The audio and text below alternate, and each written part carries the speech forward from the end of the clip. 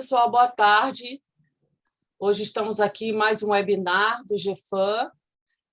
Queria dar as boas-vindas a todo mundo e apresentar a nossa convidada de hoje, que é a Giovanna. Oi, Giovanna. Oi, tudo bom? Tudo bem. Queria agradecer sua presença aqui e avisar a todo mundo, antes da gente dar prosseguimento aí ao webinar, que todos os webinars estão disponíveis no YouTube do GeFam, e você pode entrar tanto direto no YouTube do GeFam, você pode assistir, ou entrar pelo site do GeFam. Então, hoje a gente vai receber a Giovanna Úbida. Ela é economista e ela hoje faz doutorado no INSPER, em economia. Ela, desde a graduação, ela se envolveu sempre com academia, trabalhou como assistente de pesquisa em instituições como a FGV, INSPER e FECAP. O seu principal interesse de pesquisa é na área de microeconomia do desenvolvimento e econometria aplicada, com foco em crime e violência de gênero. Bem propício aí ao que ela vai nos apresentar hoje, né, Giovanna? Exatamente. Exatamente. Então, só para apresentar o trabalho da Giovanna, que é o... Espera que eu me perdi aqui.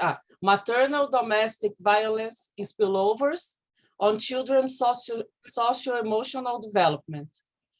Então, Giovanna, eu agradeço aí, em nome de todo o GeFam a sua apresentação, né, que você vai fazer, que se dispôs a apresentar aqui. Eu vou, então, agora você pode dar o share. Eu vou me... Peraí, deixa eu só me... Foi aqui já? Peraí, deixa eu só arrumar aqui a... Foi. Beleza. Bom, então, acho que, primeiramente, boa tarde a todos. Eu gostaria de agradecer a Lorena e ao grupo do GeFam pela oportunidade de apresentar aqui hoje. Como a Lorena disse, eu sou a Giovanna, doutoranda pelo INSPER, e hoje eu vou apresentar esse projeto de pesquisa, que provavelmente vai ser o primeiro artigo da minha tese, né?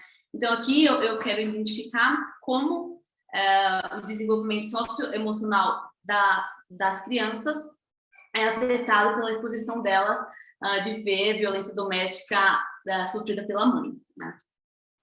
Então, acho que a primeira coisa que a gente tem que entender é o significado, né, do desenvolvimento socioemocional, né, e, por definição, isso está relacionado com as competências, né, e habilidades relacionadas com o processo de aprendizado, que está linkado exclusivamente com habilidades de cada indivíduo que eles têm de lidar com as suas emoções, né? Principalmente com relações em relação aos outros, mediando conflitos e, por consequência, na resolução de problemas, né? Então, por isso que é muito importante a gente analisar especificamente no desenvolvimento socioemocional dessa criança. E eu até vou falar, enfim, mais para frente, sobre o quão importante é estudar isso, né, nessa primeira infância, que é onde essas habilidades são formadas, de sua grande maioria, né? Então, aqui é um roteiro, né, mais ou menos, que eu vou apresentar hoje. Então, eu vou apresentar a motivação, né, que eu pensei para fazer essa pergunta de pesquisa, né? Então, a gente tentar entender o porquê a gente estudar a violência contra a mulher é importante e o porquê estudar o efeito disso nas crianças e, principalmente, porquê estudar isso no Brasil, né? Então, porque o Brasil é um país, um cenário favorável para a gente estudar isso. Depois, a gente vai movimentar a parte de uma breve revisão de literatura, e depois eu vou apresentar minha pergunta de pesquisa, a base que eu usei, que por enquanto eu ainda tenho parte dos dados, né? Eu vou ainda receber a parte completa dos dados breve, pretendo, inclusive, dando tudo certo, apresentar depois esse artigo finalizado aqui, e algumas análises preliminares que a gente já fez, mas que ainda são meras correlações. A gente ainda está pensando na identificação, inclusive estou aberta a sugestões, né? A gente está nesse processo ainda. Bom, então, a primeira questão a se responder é por que estudar a violência contra a mulher, né? E os principais argumentos é que as mulheres elas sofrem desproporcionalmente a violência baseada em gênero, né? De forma que, enquanto os homens eles são mais propensos a serem mortos ou agredidos, né, em violência relacionada a gangues, né, ou brigas, ou tráfico de drogas, coisas desse tipo que normalmente acontecem por um estranho, as mulheres, por outro lado, elas são mais prováveis a serem mortas por alguém que elas conhecem, né? Normalmente, um membro da família ou, na maioria das vezes, o parceiro íntimo.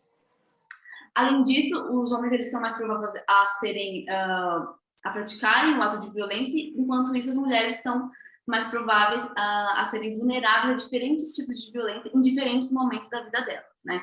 Então, aqui, nesse diagrama, eu trago informações sobre os diferentes ciclos de vida dessa mulher e as diferentes violências que essa mulher pode sofrer, né? Desde até antes do seu nascimento, né? Então, porque a gente tem que antes do nascimento tem a questão do aborto, por às vezes uma preferência pelo sexo masculino. Na infância, a gente tem o abuso dessa criança, né? O maltrato, negar a nutrição, ou até mesmo planos de saúde. Na adolescência é muito comum, a gente tem a prostituição forçada, o casamento precoce, o estupro, né? E já na vida adulta, né, na vida reprodutiva, a gente muda um pouco os termos, né? Então a gente já fala mais de violência do parceiro íntimo, né? A gente já fala de homicídio ou feminicídio, por exemplo, e até mesmo na vida idosa, né? A gente tem bastante preocupação com isso também hoje em dia. Oi. Giovanna, eu acho que a gente tem pessoas na plateia que não são brasileiras. Tá, quer que eu mudo para o inglês? Yes. Tá. So switching to English, I don't know if everyone will understand, but let's try to make something here, okay? So here I bring a piece of information that I think that's really good to know, which is about the World Health Organization, okay? That 1 in 3 women on average globally experience physical or sexual violence. So this type of violence, they are the ones that are the most uncommon, that people know a lot about it. But we also have other types of violence, such as patrimonial violence, moral and psychological, for example. Okay, and this proportion may increase in these other types of violence. Further, I will explain to you that these other types of violence that I just mentioned are also actually crime in Brazil, according to the Maria da Penha law. Okay, but I'll explain to you later. So now, why it's important to understand the effect of it on children? Okay, so this type of crimes that I just mentioned to you, they are even harder when we understand the consequence, not even for the victims, in the worst outcome, the fatal outcome, but we also have the non-fatal outcomes for the victims that could be psychological, mental, or reproductive health. Okay, also injurious behaviors like drinking and also drug use. Okay, but also we have consequences for these victims in related to job displacement. Okay, to unemployment and so on. And here I also cite this paper, a paper that written from a Brazilian guys. I think that Diogo Brito, Breno Sampaio from Federal do PINES, né? And Sônia Balotra. But as I was mentioning, this crime is even harder when we understand the consequence for children and also for the society. So, for example, we have some of evidence that violence against women have consequence in the health of children and also in worse education of these children. but we also have consequence for the society. We have a lot of articles that actually try to measure the cost of domestic violence in a way that they try to measure not only the economic cost, like loss in productivity, for example, but also loss in the money spent in the public sector, for example. Okay.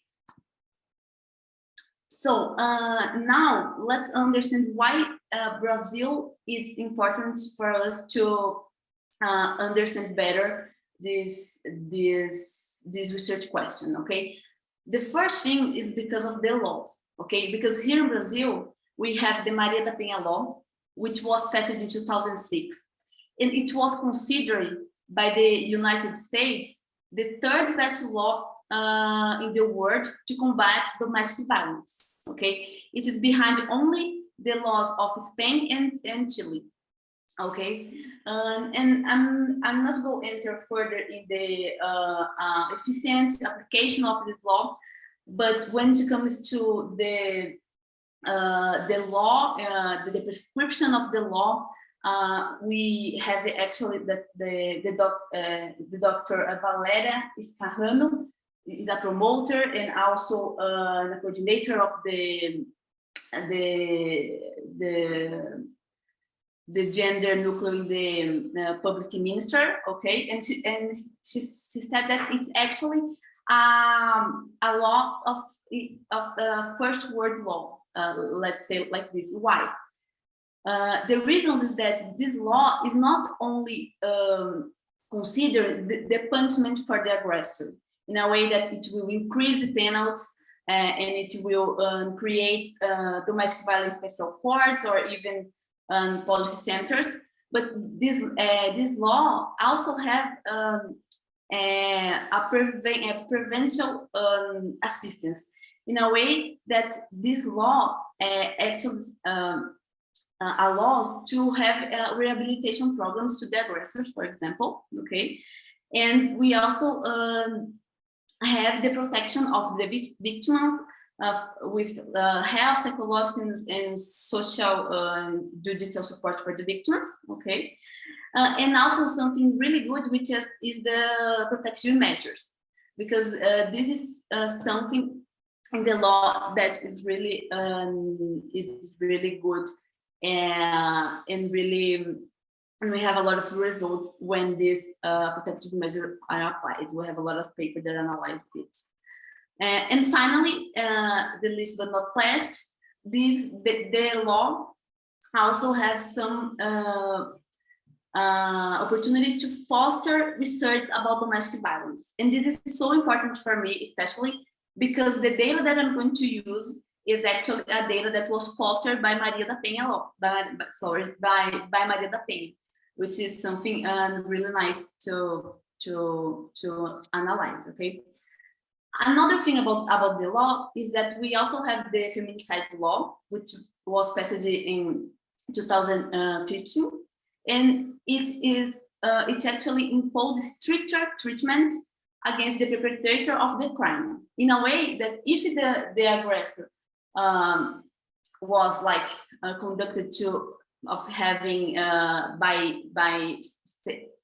feminicide, for example, it's like the treatment it will be stricter compared with this aggressor would be conducted for only homicide for female victims, for example. Okay.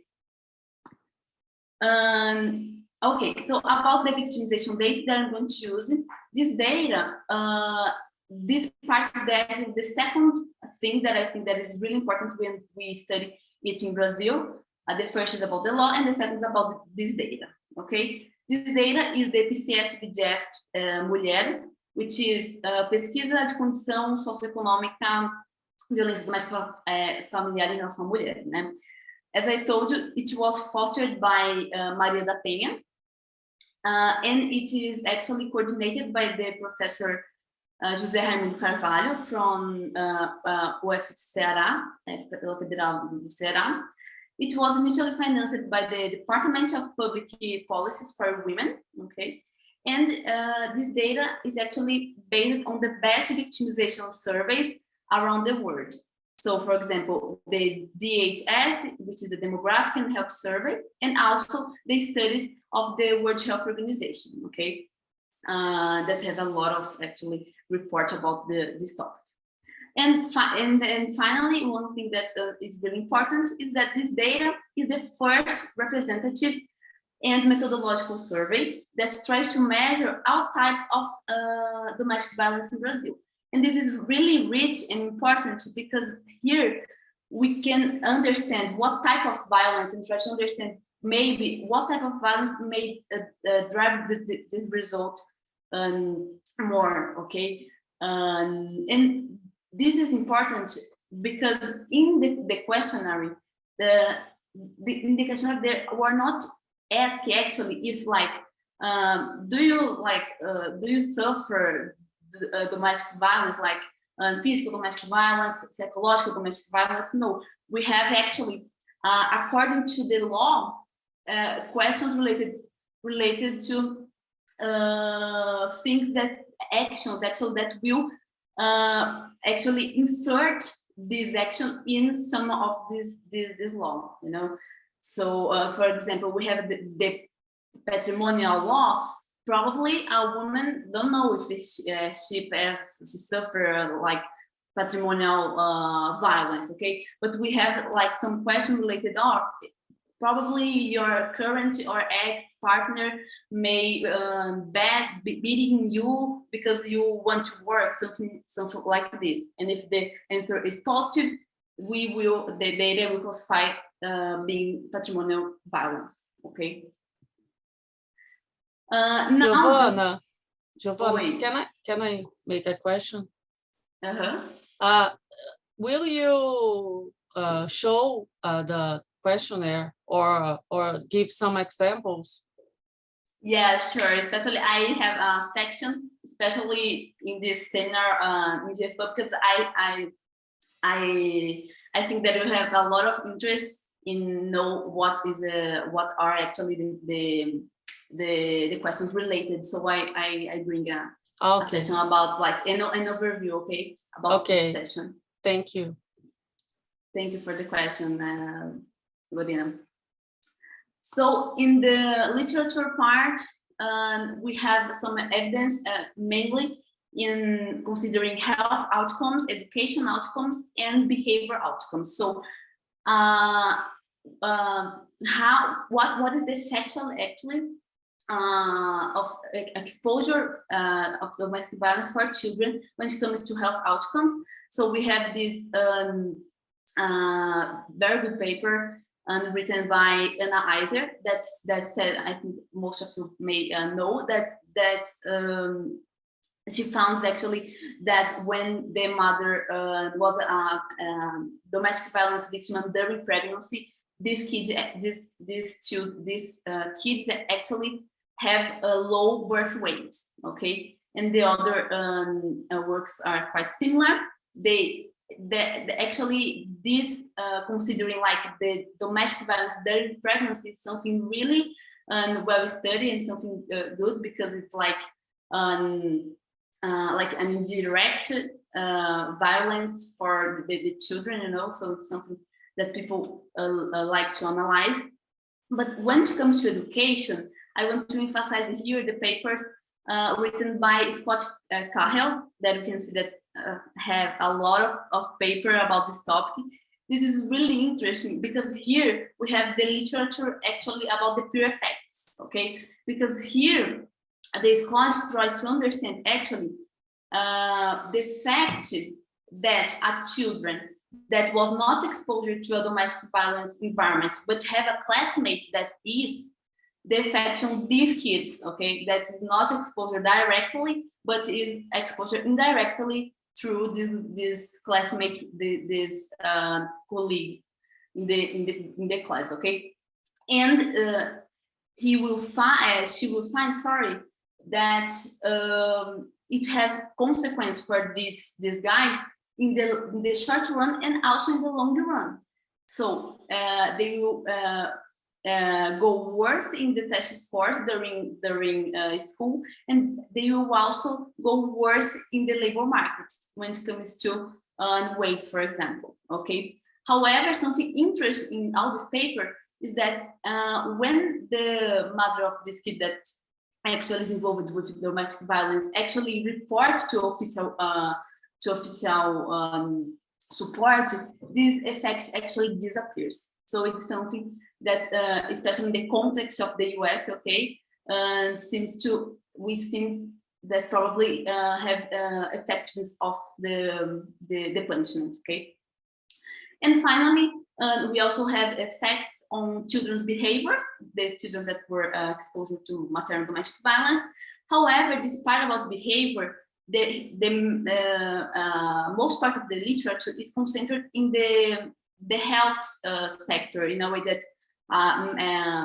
medical literature, and also the psychological literature, okay. However, there is something. Most of the literature, they try to analyze some anecdotal evidence or even observational data, okay? And it's quite common, especially in this field of health, to analyze like some experiments. But the number of kids that they analyze is really low. For example, about 16 to 100, okay? So I will just highlight some main challenges and possible solutions about these things, okay?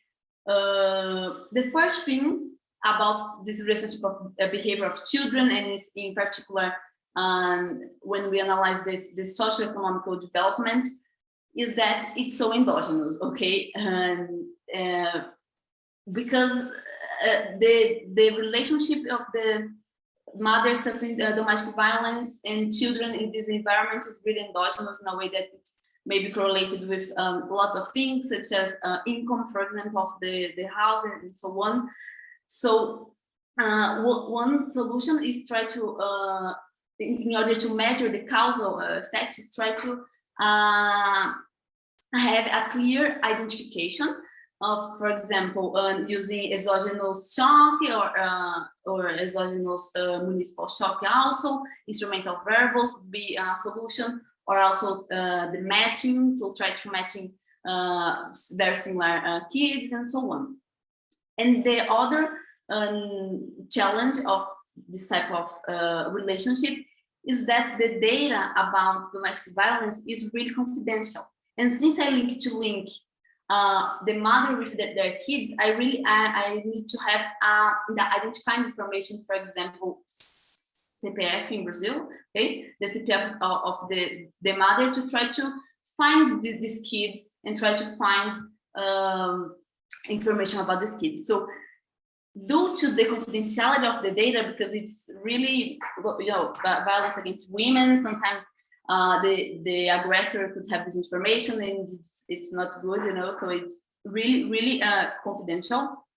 And because of it, these experiments that we also have in the medicine also on board, they have very low number of this link between mother and children, okay? And I think in this data that I actually have 5,000 mother and child link information. I know that it's not like quite good. However, comparing to the ones that we already have, it seems to give us more power. Okay, so now I will just comment something really important about try to understand it in during the early childhood development. Okay, in my data, we are going to have children between 3 and 5 years old. Okay. And this age is a key age, okay? Because individuals, they are more sensitive to stimuli early life, so between 0 and 6 years old, okay? Moreover, factors such as the environment that this kid lives and the adequate stimulus are determinant for the kids' development, okay? Because it will impact individuals' cognitions, and therefore will influence the diversity of the results in the adulthood. So things related with labor market and also with crime involvement, okay? And finally, one of the decisive elements in the consolidated literature in the early childhood development is the family environment, which is something that we want to measure, okay, according to GeFam.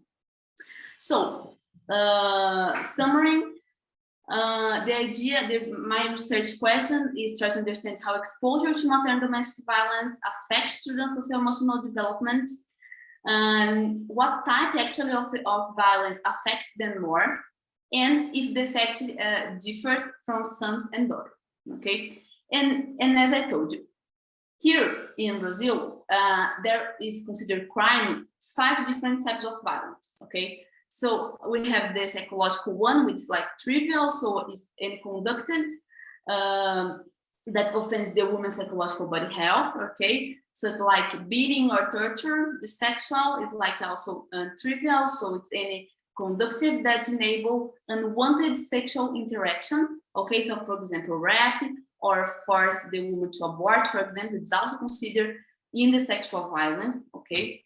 We also have the patrimonial violence, which is things related with financial stuff. So for example, controlling the money or even stopping pay child care, okay? It's also considered the patrimonial violence.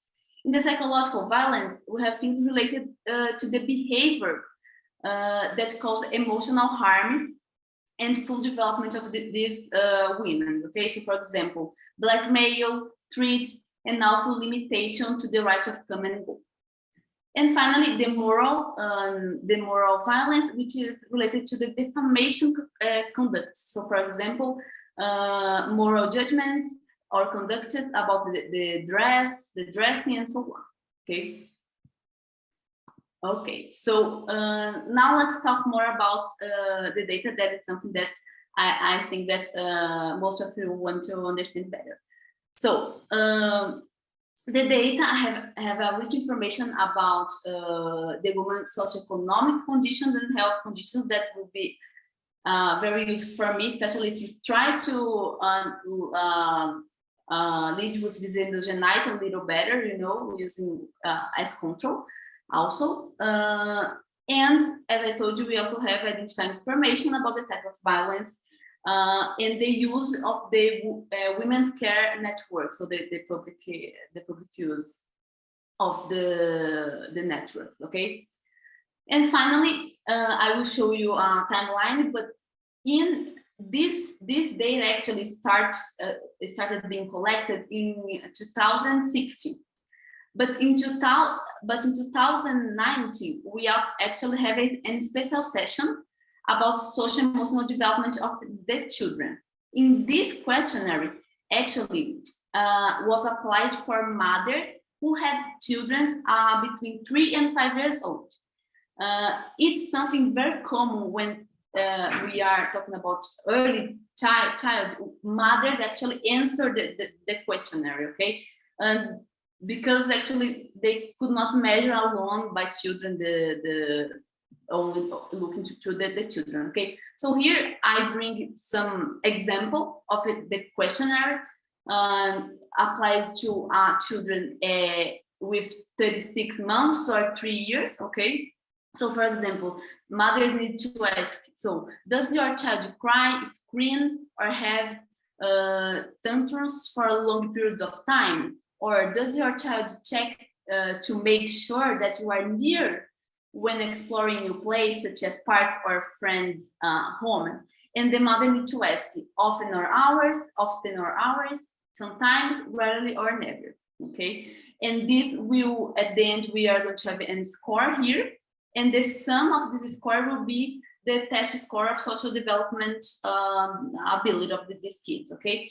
And the higher the grade, the worse is the socio-economic development of these children, okay?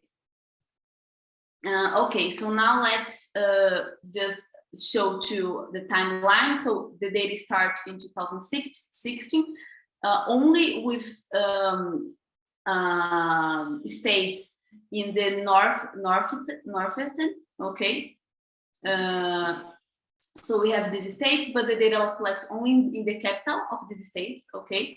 In 2017, the same thing. In 2018, we did not have the survey. And in 2009, we have some arrangements. So here we keep 3 states of the northeastern region, okay? But we also have São Paulo, Goiás, Pará, and Rio Grande do Sul representing the other regions of Brazil, okay?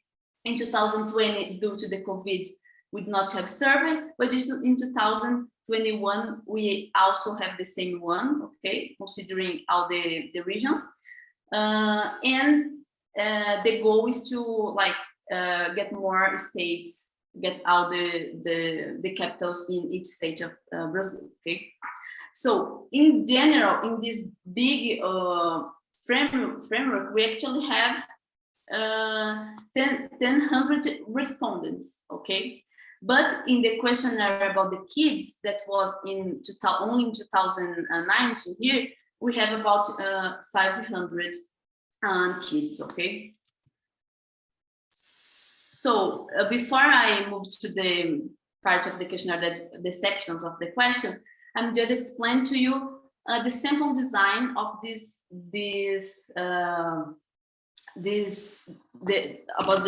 sample, okay? So we have actually in each stage it was divided in 3 groups according to the head of the house income, and in each of this group a sample of household is selected, and the random selection was made of a woman aged between 15 and 60 years old, okay? And the questionnaire related to the kids was directly random selected mothers of children between 3 and 5 years old, okay? So finally, let's understand better what are the types of questions that we have in the questionnaire. So we have questions related to the socioeconomic profile and labor market of these women. These labor markets, the questions are very similar with the HIVE and PNAD questionnaire, okay?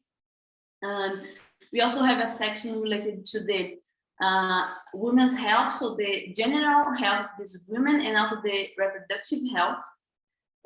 We also have questions related to norms, to violence, the knowledge about violence against women and Maria da Penha law, okay?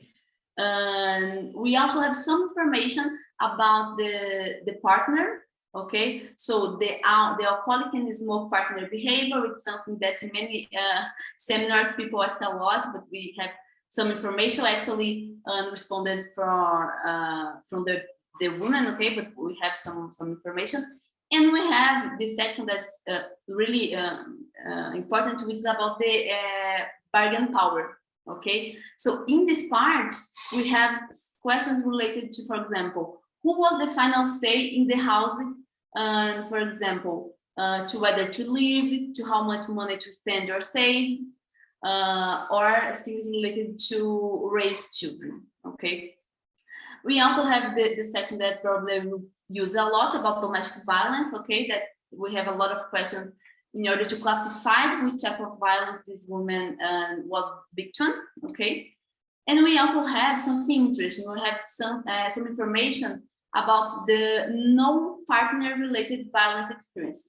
Because in the literature, we also have some evidence that actually, if a girl was exposed to like domestic violence, mother domestic violence, they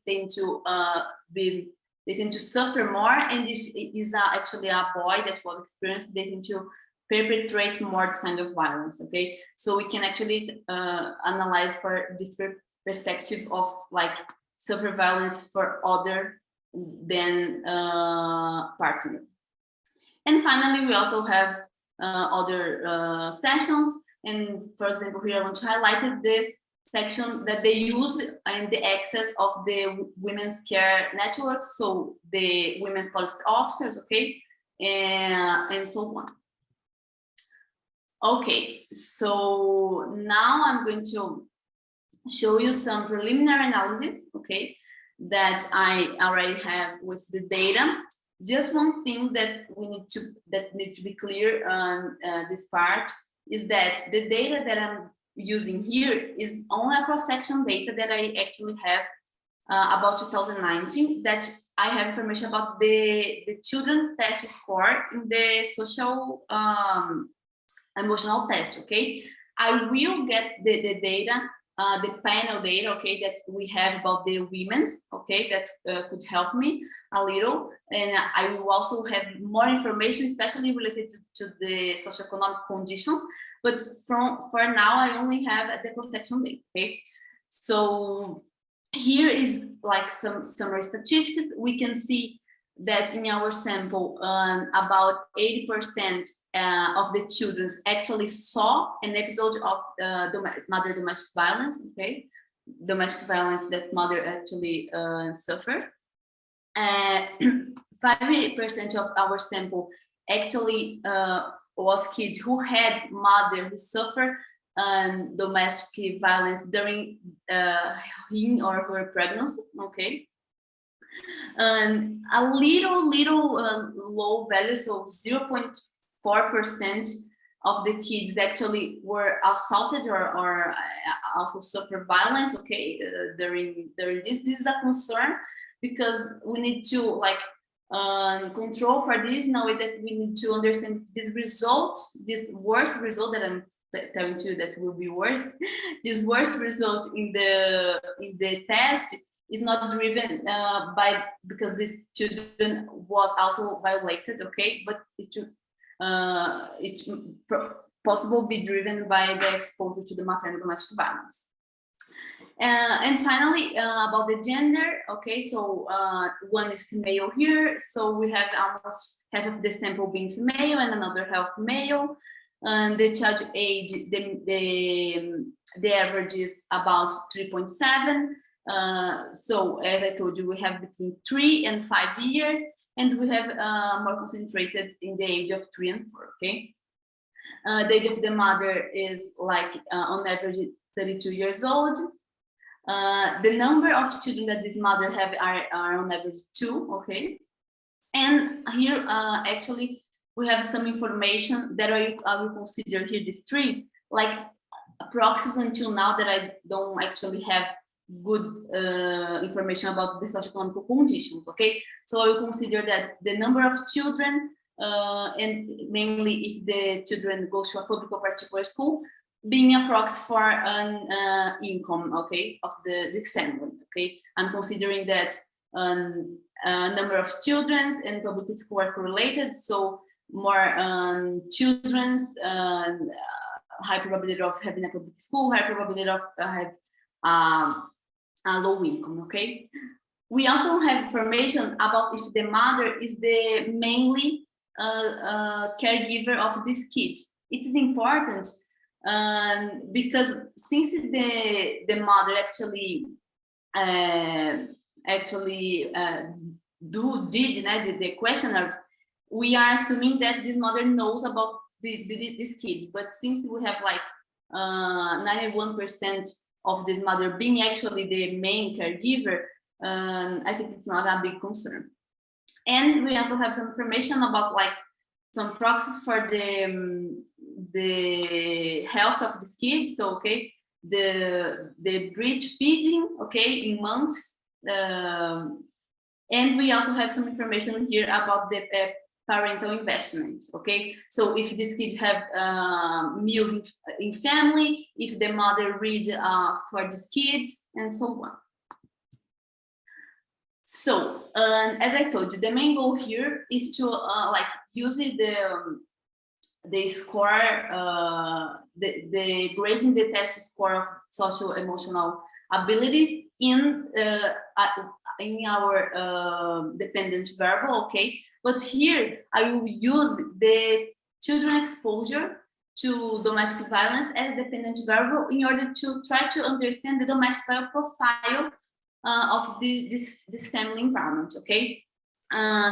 So here we can see that, for example, child gender is not statistically significant, but we can see that it's positive, okay? So probably will not have power, but this is positive, may indicating that female children if the child is female, the probability of being in an environment of domestic violence may be higher, but it's not statistically significant, okay?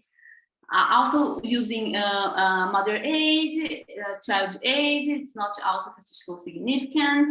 Number of children, public school also no. But when we use the health of this kid, we see some significance indicating that the worse the health, the higher the probability of this kid actually are in a context of domestic violence, okay? And the other endogenous actually variable about parental investment, okay? Something really interesting here is about the child domestic violence during pregnancy, okay? Because it's positive and statistically significant, probably indicated this persistence of domestic violence. So it happens during the pregnancy, and it still happens, okay, after it. And finally, let's move to the just a comment here actually, because we have some outliers in the data, okay, with the test score very high. For example, I just run a test to understand if there is actual outlier. We have some evidence, so I'm going to use the robust estimation for outlier, okay, that will actually re-rate and put more weight in the more density part, okay. So here are actually our main table, okay. As I told you, this is still just correlations, okay. I actually control for things and the results are constant, so let's understand better this table. So in this first regression here, I regress the score of these children in the socio-emotional test, okay, on the child's domestic violence exposure, okay, and we have a positive number, but it's not statistically significant, okay. Here, I actually use DUMS for city, factor and categorical DUMS for city and child age, okay, but we can see that it is positive, indicating that children that were exposed to maternal domestic violence actually have a higher test score, actually have a higher grade in the test. So it's worse. They actually do worse in the socio-emotional development, okay? But it's not statistically significant. But when we start to control child gender and mother age, for example, so comparing, make more comparable, okay, this kid, this now is statistically significant, okay, and still positive. And the same thing if we control for proxies that I'm calling proxies of economic conditions, okay, also it's still positive and statistically significant. When we control for the kid have a bad health, this lose a little significance as expected, but it is still positive, okay. And finally, as I told you, some endogenous investment variables about investment in children, it is still persistent. Something that I want to say to end this part about the children domestic violence during pregnancy. If I control for it, we still have statistically significant results, and when I control for if this kid actually was violated also, it is actually positive. However, as I told you, it's like little few evidence about kids that were also violated, it was actually assaulted, okay, but could be actually something irrelevant, okay. And just to conclude, I think this graphic of density is something that caught my attention, okay, about the density. So here we have the grade in the test score about socio-emotional development, and we can see that for very low score, they are actually similar. The blue line are actually the density of the grade that children's that exposure domestic violence, okay, and the black one is the ones that not got exposure. But we can see in the mean it seems to be a little bit higher, but we can see that for the greater grade, actually that is the worst grade, okay, we actually have a concentration here. The density for the guys that actually was exposed to domestic violence is higher. So I actually try to run some regressions related to quantile regression, okay, but I need to think more about if it makes sense, okay? Giovanna, I have a question.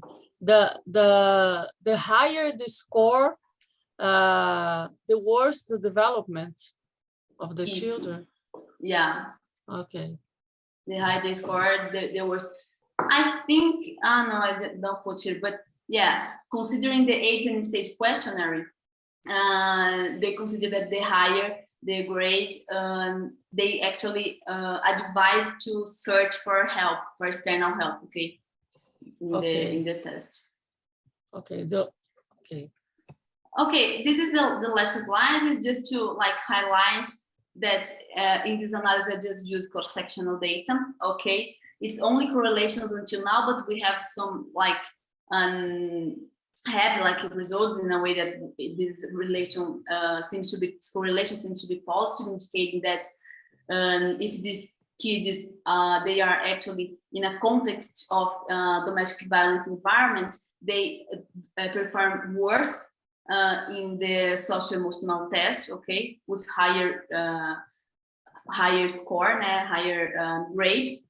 And as I told you, I still thinking about good identification, okay, to try to deal with this endogeneity better and try to find a clear causal interpretation for these results.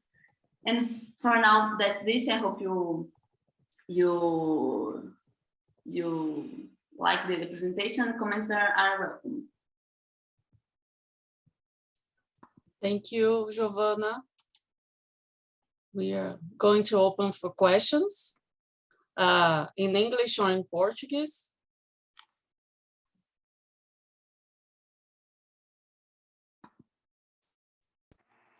Oi, eu tenho uma pergunta. Aquela última tabela, posso falar em português, né? Yes, pode. A última tabela que tem a regra é esse aqui. O score quer dizer que quanto maior o score, significa que mais a criança foi afetada por violência doméstica? Não, é assim, quanto maior o score, a criança se desempenha pior no desenvolvimento socioemocional, né? Tá. Então a gente tem aqui, se essa criança ela é exposta à violência doméstica materna, ela vai ter um score maior, ela vai ter 7 pontos no score a mais do que as outras crianças, né? E isso está dando, né, por enquanto, estatisticamente significante para várias especificações que eu controlei, né? Tá. Agora, só uma coisa esquisita que eu acho que você comentou foi essa do assaulted child, né? Então, esse é muito esquisito mesmo. Eu até falo, pode até ser assim, eu só coloquei para mostramento para vocês, mas eu vou tirar isso porque tem muito pouca observação. É 0,04% da amostra. Então, assim, porque tá dando negativo, né? O que é meio esquisito. Tipo assim, a criança sofre violência, mas o test score dela é menor, né? Seria melhor. Então, acho que provavelmente isso aqui seja algo realmente residual, enfim, pouco representativo. Até o ponto estimado é muito grande, né? Então, é alguma coisa esquisita mesmo. Não, assim, é muito pouquinho, acho que é tipo assim, 2 observações, coisa assim. Só coloquei assim mesmo, mas realmente não me ajuda muito, né? Inclusive, até aumenta, né? Assim, bem esquisito. E é bem o que a Gabi falou, a magnitude também bem grande comparado aos outros, né? É estranho mesmo.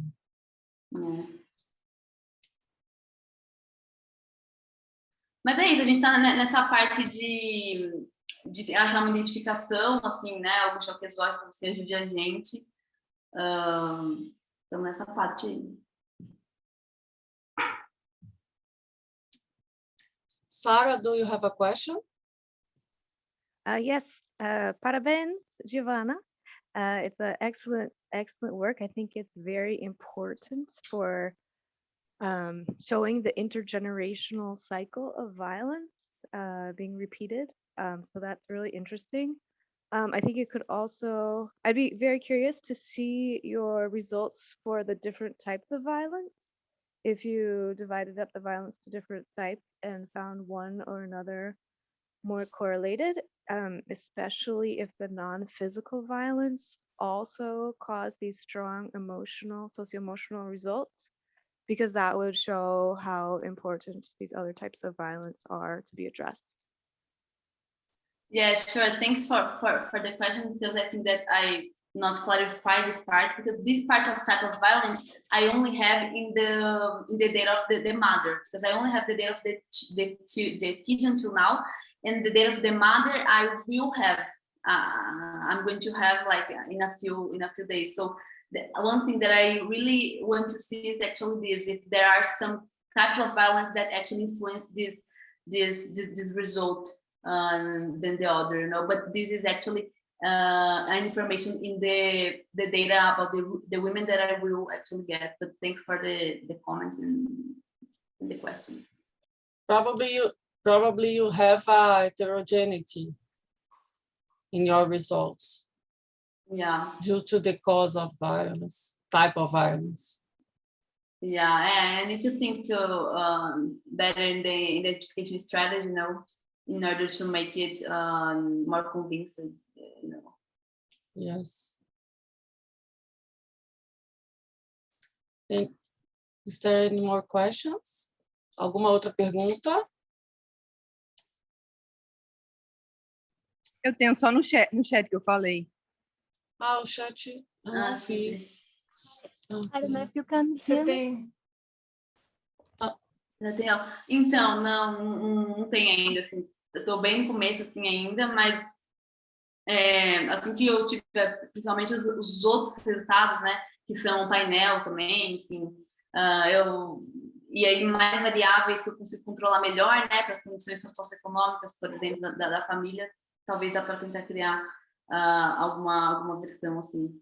Mas foi perguntado. Qualquer coisa eu tenho o meu site, né, que é giovanaúbida.com, eu vou atualizando algumas coisas lá. E assim que eu tiver a primeira versão, eu coloco lá, assim. Obrigada, viu, pelo interesse, pelo comentário. Olá, eu tenho algumas perguntas também. Meu nome é Soraya, eu sou da FGV, estou fazendo um pós-doutorado lá. E eu trabalhei também com primeira infância. Aí eu queria perguntar se você pensou talvez em fazer uma abordagem mais estrutural para a estimação, por exemplo, pensar em estimar funções de produção de habilidades, porque dá para você tem investimento, tem também dados das condições socioeconômicas da mãe. Aí talvez seria interessante pensar em fazer alguma estimação mais estrutural, seguindo, por exemplo, o Kuhn-Hegman, ou tem outros mais recentes agora. Acho que não tem papers que estudam violência doméstica nesse contexto.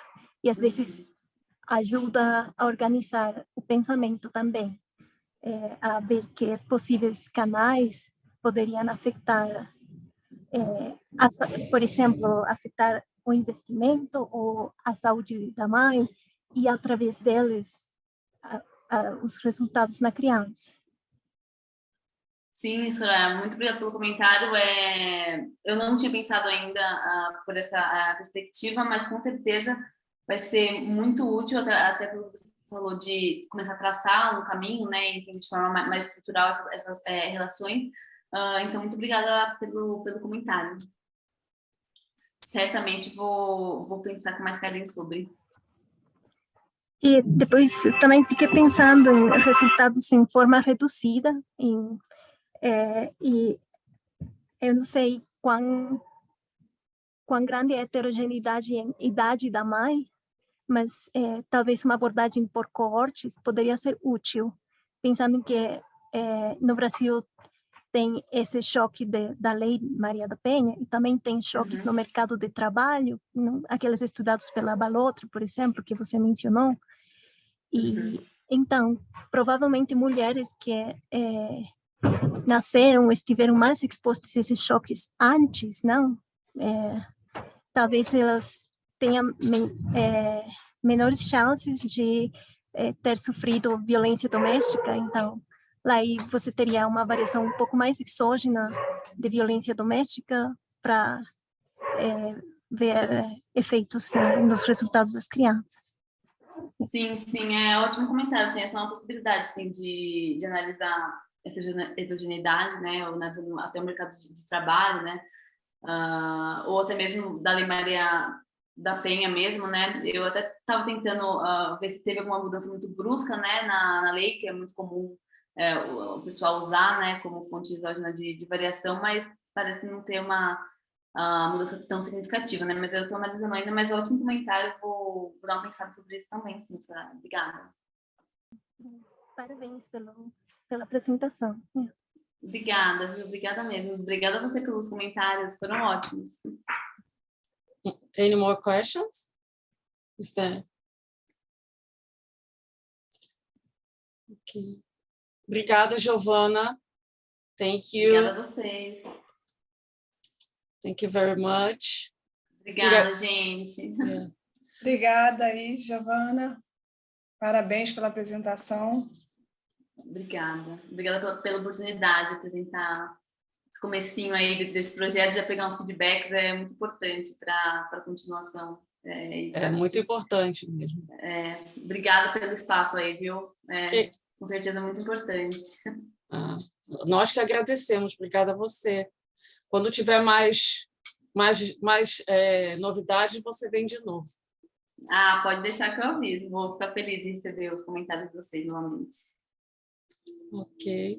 Então, queria agradecer a todo mundo, especial a Giovanna, todos que estão aqui nos assistindo, e espero revê-los aí no dia 11 de março, nosso próximo webinar.